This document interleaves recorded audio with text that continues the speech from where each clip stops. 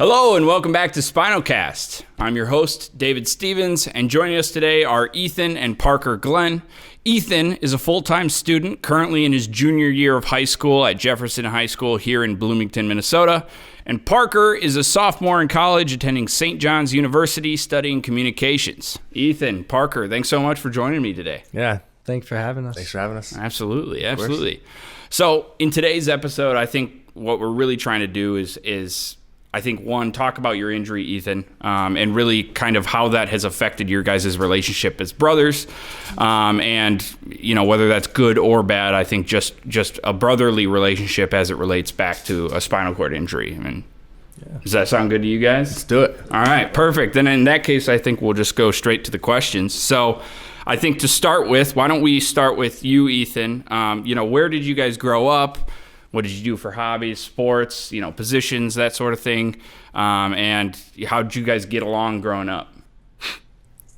For me, I grew up, I only remember growing up in one house. Okay. But when I was young, we grew up in Edina in an apartment, but I don't remember that. And then growing up, I played hockey, football, baseball. And then Parker played lacrosse instead of baseball. Okay. But I played the rest too. I played hockey and football as well. Yeah. Okay. Yeah. And Three sport athletes. I think everything we did growing up was a competition.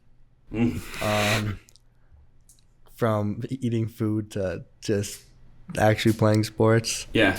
And then just in football, I played running back and receiver in like my younger days. But when I got older, I started playing just running back. Okay. And then on defense, I played linebacker and corner. Yeah. And then baseball, shortstop. And then I actually played a little bit of catcher for a couple of years. But It's the greatest position in baseball, in my opinion. Yeah, You get to control the game and nothing is your fault. only That's played the it way for I would looked at it.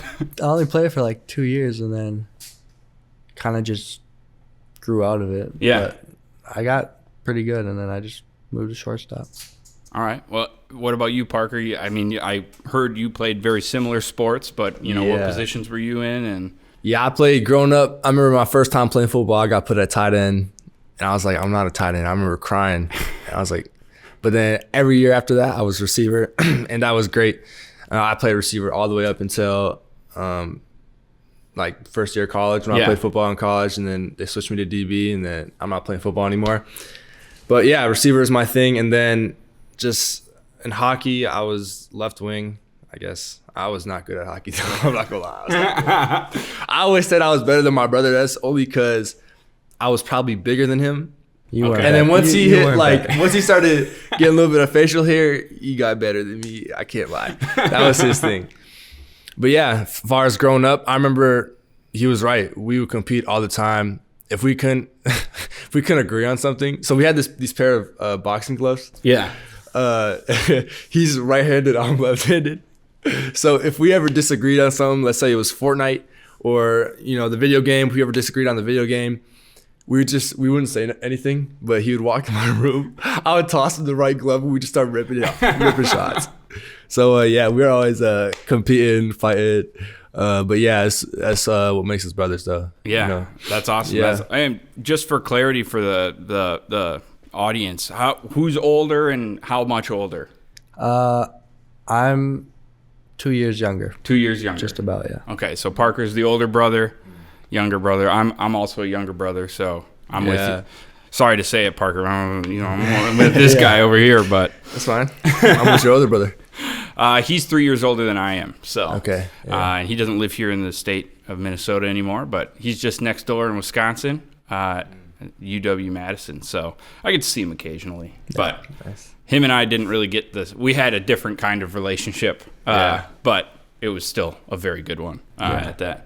Well, let's jump back to you, Ethan. So if you wouldn't mind, can you kind of walk us through the accident, what happened and how old were you? Where'd you do rehab, that sort of thing? Just kind of a rundown of your injury. Yeah, I had 3 days of school, so I was starting my freshman year of high school. Okay, freshman. And we had Was this at Jefferson? at Jefferson. And then we'd had 3 days of school, and then we had Friday off. We just had Tuesday, Wednesday, Thursday, so then we had a game Friday morning. And I went to the game Friday morning, and then first play of the game, got a kick return, got like 40 yards on it, pretty good. Yeah, that's a pretty good return. And then it was, I think, 11 plays into the game. Yeah. Quarterback, just a QB run, hiked it, ran to the right. I was playing corner, and then just went for his legs, and then my kind of like my trap, hit him in the thigh, and then I just couldn't move. I was awake for all of it. I remember everything.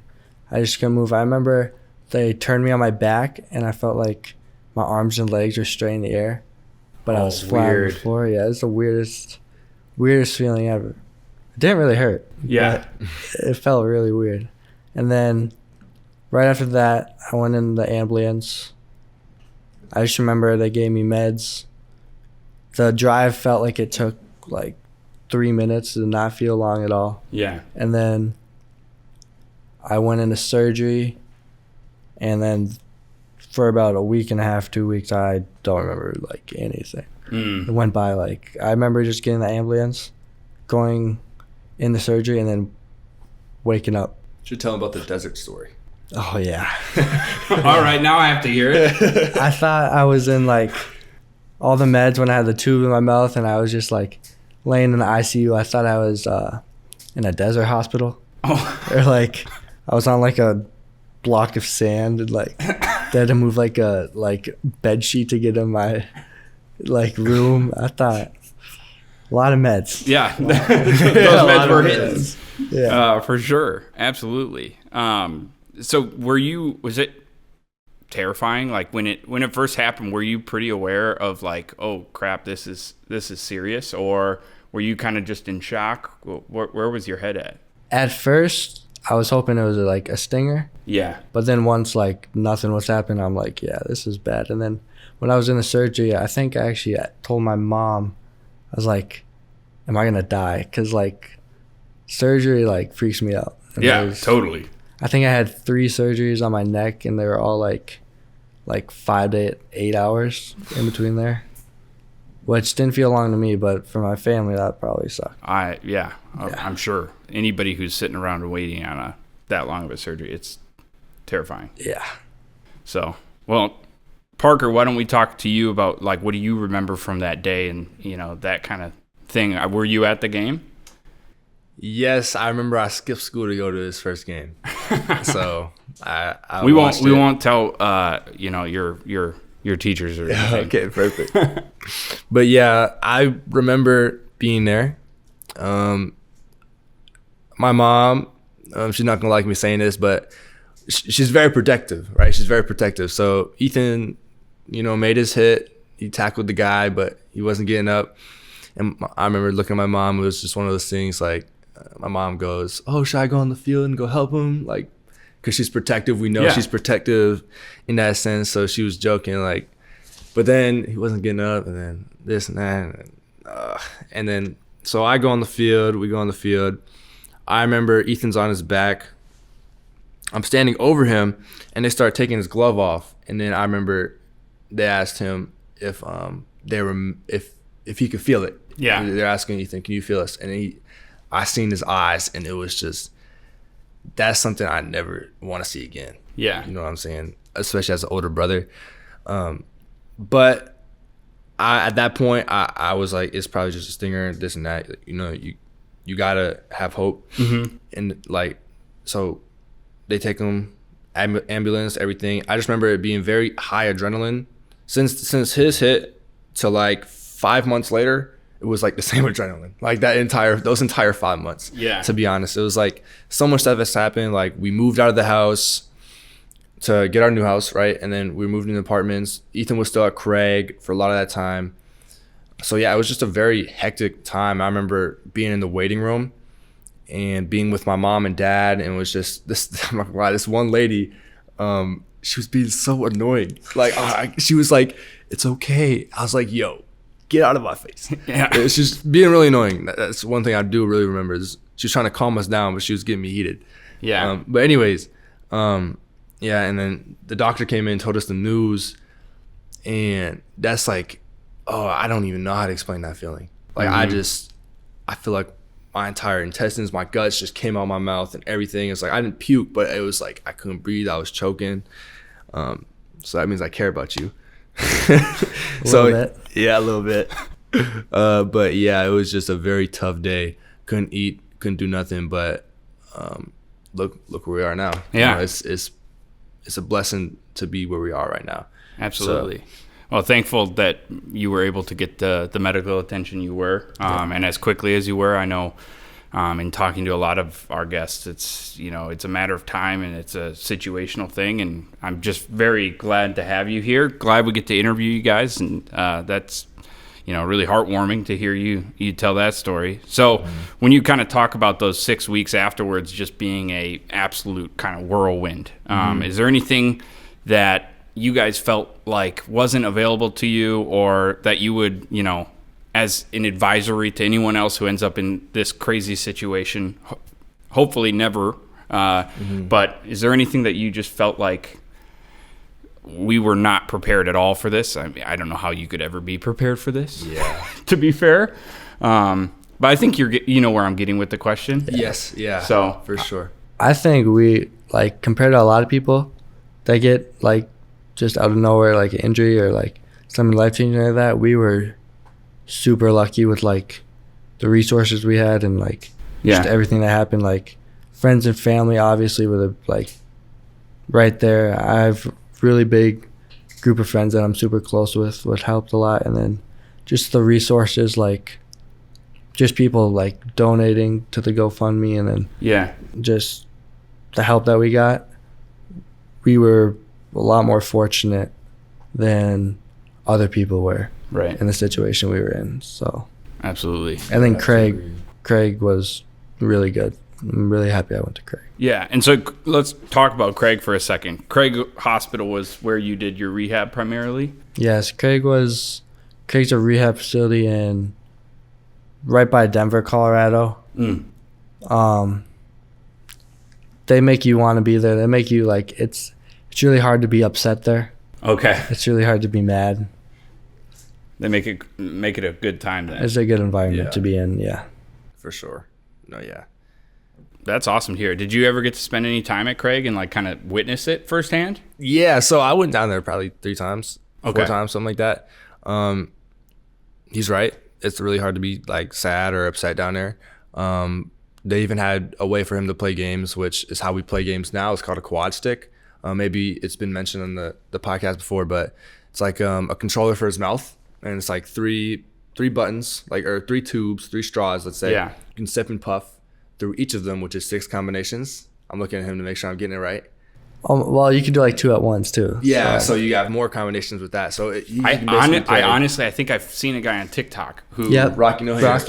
Yeah, I know that guy. I've been thinking he would be great to get him on the podcast and talk about it. So I'm not that good. No. Yeah, no. I'm not that good. But he's really good at he's good at, like, the sports games. Like, he wins me every time. There you go. Not every time. I beat you by 80 in I gotta give Madden. myself some credit. Hey, 80 is kind of crazy. You guys are brothers, right? Who would know? Who would know there's competition? Yeah, but no, I got to go down to Craig. It was great. The staff is amazing, for real. He's right about that. It was great. Awesome. Well, shout out to Craig Hospital then for all that great. I mean, hearing your story and then winding up someplace like that, it's hard to believe that they are able to make an environment where everyone's like, oh, we want to be here at the worst part of my life. I'm going to be happy. That's a huge deal. So going to shift gears a little bit towards you, Parker. So obviously you're the older brother. You witnessed this happening, and it sounds like you played football afterwards. Seeing that injury and being, right there firsthand, did it put any pause in you as to whether or not you wanted to continue to play football and how you went about it? It's a good question. To be honest, not really at all, actually, which even looking back, I am surprised about. But I was so focused on my own goals and what I wanted to do with my guys on the football team that year that it didn't put really a pause at all. But looking back on it, like, it would now. But because I don't have any football goals. Yeah. But I had so many goals that I was just looking forward to, striving for with everyone on the team. And I didn't really take a pause. I just remember going to practice next Monday, like literally like 3 days after his injury, and all the guys were just I needed to be. It was almost easier to go back on the field because I needed them. I needed my guys. Right. So it made it really easy to go back and just play football and forget about football. Right. Which doesn't make any sense but I get it. Yeah, sports is like an escape for a lot of us. So yeah, so it was huge for me to just, and I was a captain too, so I felt like I just couldn't leave anyways, so that's part of it. So what about mom and dad though? Did mom and dad have any qualms about you going back after that? I mean, yeah. I'm just assuming as a potential parent myself, I could see it being like, let's hold back on football for a little while, please. Yeah, it's very I don't really think they did, actually. They kind of encouraged me to go back.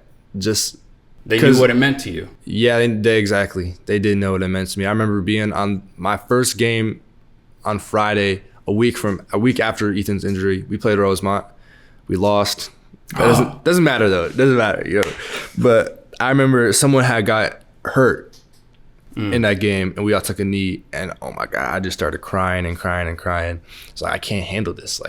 What the heck? And I remember getting up, and my dad did something, and he told me, he's like, I don't remember quite what he said, but he was like, stop crying. You're playing football. Like, it sounds harsh, but like everyone else was trying to be super soft with me and stuff like that. But the way my dad had handled the situation is like, you're here to play football, and this is part of the game. Yeah, it was like, I can't explain it quite, but he was like, you can do this. Basically, he was like, you can do this. Like, look at me, Park. Like, you're here right now. Enjoy it. You're playing football with your guys. That's what I took out of it. And I was like, dang, you're right. Yeah. It's hard, but you gotta. The thing is, you can change two things. You can control two things, and that's your attitude and your effort. I mean, I'm sure we've all heard that.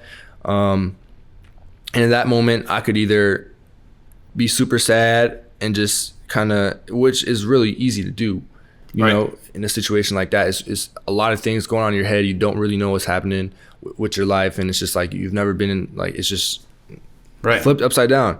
Or I can decide to observe my environment around me. Oh my God, I got Finn right here. I got Brady right here. I got Coach Potts over here. Shout out the old team. And it's like, they're here with me. I got Coach Folks. And it's just, we're here and we're playing football. And that's something I love to do. And it's a blessing to be able to do that. Yeah. It's all about mindset and 1000%. And being able to kind of put yourself in a place where you take all of that into account. So I think that's huge. Yeah. Let's jump back to you, Ethan. So we kind of talked about you being at Craig Hospital for rehab for the first 6 months to a year. I know Parker got to come visit you every once in a while. I'm assuming your family and other friends were able to come visit as well occasionally. What did you have to kind of pull from to really kind of excel in that environment? And were there any specific achievements or milestones that you reached that were kind of key? Yeah, I think the biggest thing was just like getting up every day and just like having that attitude, like choosing life. Yeah, you're the same old kid. Like, you stay positive, like, which I still do. Obviously, you always have those like, why me? But I don't really have that no more. But like when it first happened, obviously you're gonna have like the why that happened to me. Mm-hmm. And then like the biggest thing was probably when like my friends would come to visit. That was awesome, because like it's not a short drive down to Colorado, and just to have them there with me when I was going through that helped a lot. And then I think the first time I went back in public was a Broncos game, which probably wasn't the best idea. Using sip and puff driving to get around in a Broncos game. Yeah. With a bunch of drunk NFL fans running around with 8 beers in their hands. I had a drunk dude fall back into my chair in like the first 5 minutes going into the stadium. So, I mean, that was kind of a big thing, like accomplishment that I went through at Craig, just to like actually go back in public, because that was the first time I outside of a hospital environment, like, Right. because I went from the ICU straight to Craig, and then I was at Craig for like a month, and then that was the first time back in a wheelchair, Right. just out and about, and then just going through Craig, and then they have you go through like 2 months, like in the hospital in a room, Okay. and then a month is like in kind of like a hotel, like apartment environment, like just across the street, Yeah. so you can live by yourself. Like getting you more acclimated to normal life outside So, of like, the hospital. You do everything outside of Craig, but then you still go to Craig to do rehab, just so they know you're ready to go home. And I think once we did that for about a month and we knew we were ready to go home, it was a big step to leave Craig and actually drive home. Right. Were you excited about that or nervous? Oh, I was excited. Yeah. I was, Ready to get I was home? excited, yeah. I'm done with all these Yeah. these trainings. I'm ready to get back and whoop them in Madden, right? We got back Christmas Eve. Oh, wow. Yeah, we got back Christmas Eve, so we were at our apartment Christmas Day, That's which awesome. is really nice. Yeah, that's fantastic. Making it home for Christmas, that's like I don't know, like a, Present itself. yeah. Yeah. And exactly the year after that is when we moved in to the new house. Got it. So it's like kind of like a Yeah, we moved in Christmas Eve to our new house. Oh, wow. Christmas Eve is your guys' day, is what I'm Yeah. hearing. So this is our first this next Christmas Eve. What's happening? Yeah, exactly. Like, Something crazy is happening. yeah. No, but yeah, it's just like a full circle type of moment. And the house you moved into, from what I understand, is very accessible for you, correct? Yeah, it's unbelievable. There's everything. It's a really long house. So like Okay. everything. Kind of a Rambler type setup, all one level. Yeah, it was one level. Well, we have a basement, but I don't have to go down there. Yeah. Basement's basically my brother's. Yeah, when I come home. The top level from the front door to like the back Yeah. to like the porch is like 30 yards, I think. Oh, wow. Yeah, it's long. Something like that. You can see when you walk in the front door, you can see the back of the house. Oh, So it's like it's open and just a straight shot. seriously, yeah, just straight down. Very cool. Right when you walk in or roll in, there's I'm a huge Alabama fan, so they're like, right when you walk in, take your shoes off, and then right to the left is a Bama room, Okay. which we watch Alabama, watch football, play poker. Yeah. A lot of poker nights. Hangout room. Yeah, hang out. It's like cooler than this though. No, I yeah. don't know about that. No, this is pretty awesome. But it's like it's definitely our man cave. That's Awesome. where we go. Yeah. Yeah. Have the guys. That's where I whoop him in Madden. I love the competition. So I got a note here that there's some adaptive events program at Craig Hospital. Just kind of jumping back to Craig for 1 second. Can you kind of tell us about what you guys have done with that program? So while we were there, Craig was good because there's the program that gets you out. It gets you out doing just normal things like the Broncos game, Right. and then you're also doing it with kids your age Oh, okay. or close to your age. Because when I was there, I was the youngest one there. Because you have to be 15 to go there, and I Oh, turned 15 2 months before I went there. I did not know that. Interesting. But I was really lucky because, not lucky because, I mean, other kids were Right. hurt, but there was like 3 to 4 kids there that were like only like a year older than me. So like that was good Yeah. because they usually don't have like very many. Right. But that program, I think, was super good. They brought me to the Broncos game, which was super good to get out. I think I also went to like an Avalanche game. Oh, cool. And then just when I left Craig, just this past spring, I went scuba diving. They brought me scuba diving. Wow. They introduced me to this called Denver Divers. We went down there for spring break, got our like certification to go scuba diving, Right. and then Craig brought some of those kids I went to the rehab with. Oh, awesome. Also went on the trip, so it was really good to see like them reconnect again. with them, and that's awesome. And then we went to the Cayman Islands, and then Yeah. Well, I was gonna say, you said down there, and I was like, you're scuba diving in Colorado? Are you guys like in a big tank or what? No, Cayman Islands, that makes much more sense. Yes. So. We went to Cayman Islands. We were there for like a week.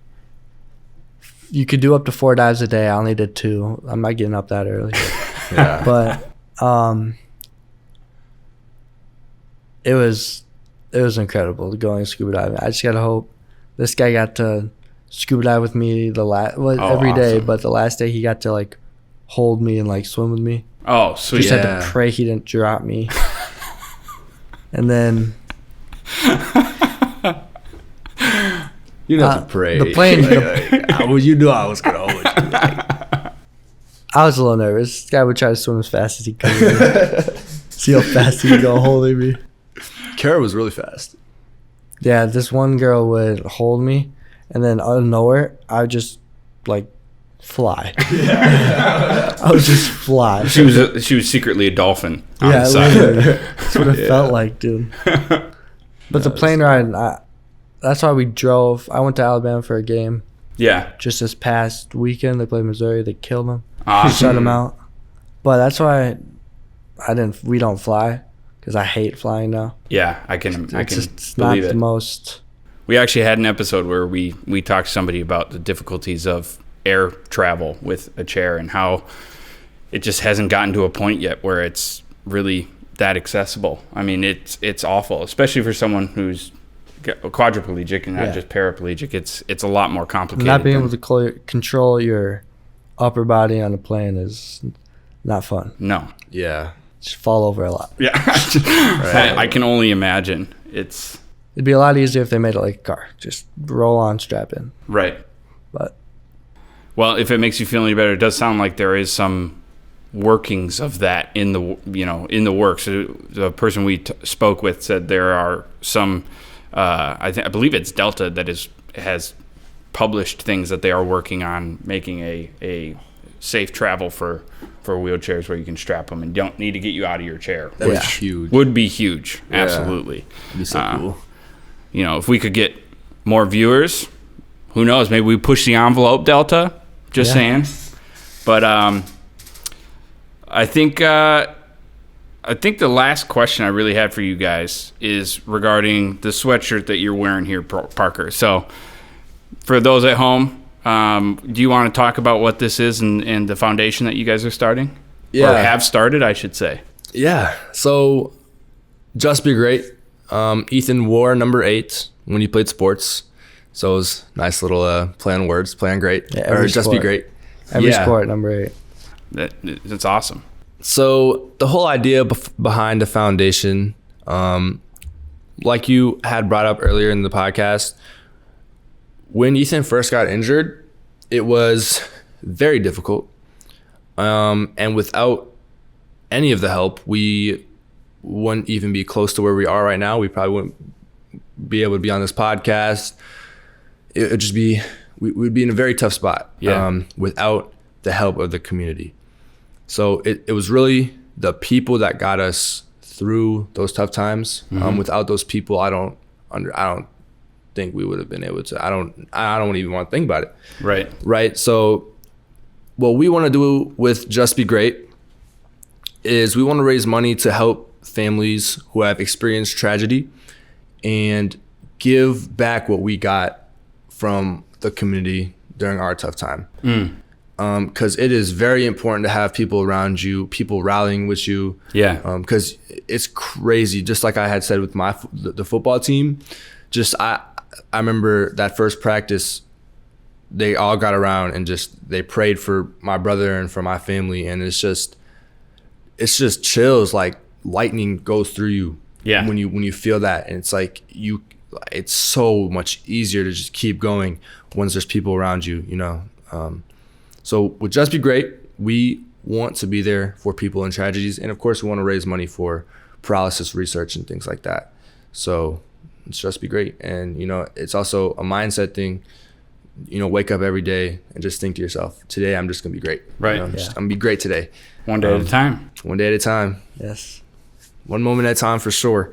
So yeah, let's just be great. Awesome. Ethan, is there anything started. else you wanted to add about that? Not really. Just we're trying to do what people did for us for other people as much as we can. So even if it's just starting out, we can only give a little bit. It's something like Yeah.